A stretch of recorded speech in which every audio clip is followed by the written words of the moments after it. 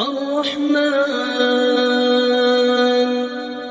علم القرآن خلق الإنسان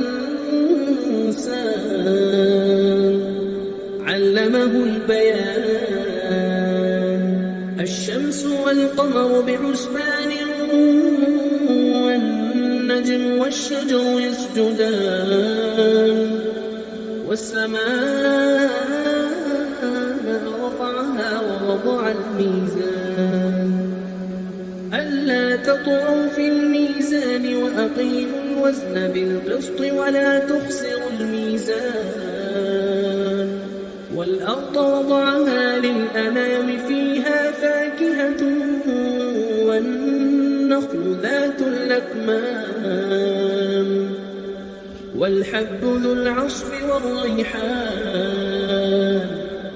فبأي آلاء ربكما تكذبان خلق الإنسان من صلصال كالفخار وخلق الجان من مارج من نار فبأي آلاء ربكما تكذبان رب المشرقين ورب المغربين فبأي آلاء ربكما تكذبان مرج البحرين يلتقيان بينهما برزخ لا يبغيان فبأي آلاء ربكما تكذبان يخرج منهما اللؤلؤ والمرجان فبأي آلاء ربكما تكذبان وله الجوار المنشآت في البحر كالأعلام فبأي آلاء ربكما تكذبان كل من عليها فان ويبقى وجه ربك ذو الجلال والإكرام فبأي آلاء ربكما تكذبان يسأله من في السماوات والأرض كل يوم هو في شأن فبأي آلاء ربكما تكذبان سنفرغ لكم أيها الثقلان فبأي آلاء ربكما تكذبان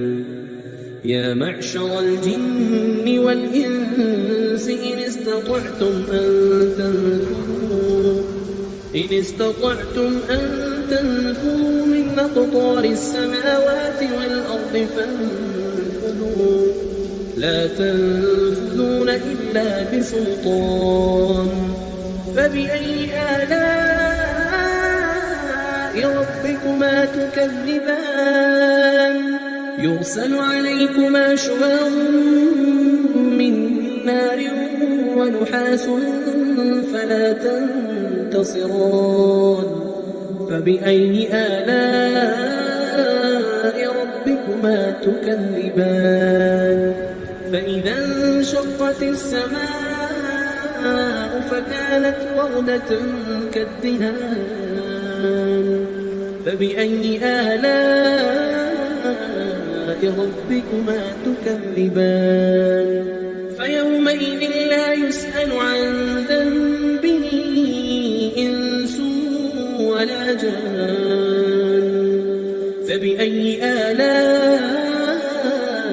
ربكما تكذبان يعرف المجرمون بسيماهم فيؤخذ بالنواصي والأقدام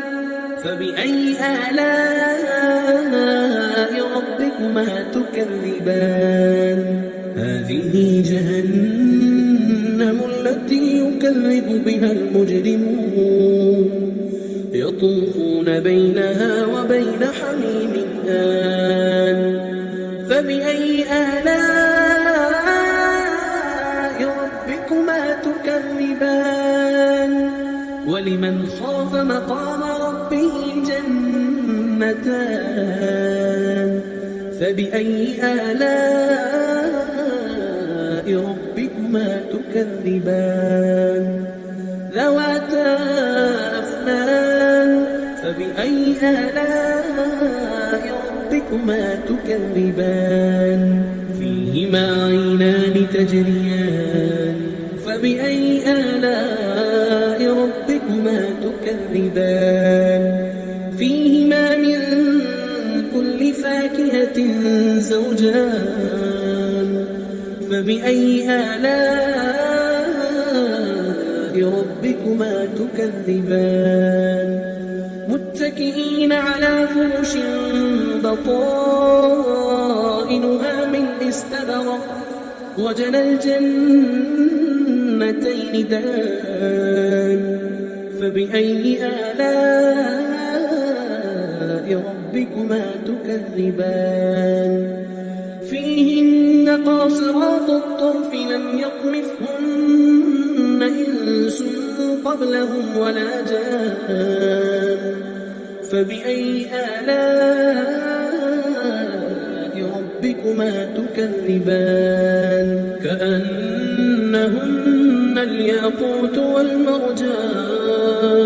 فبأي آلاء ربكما تكذبان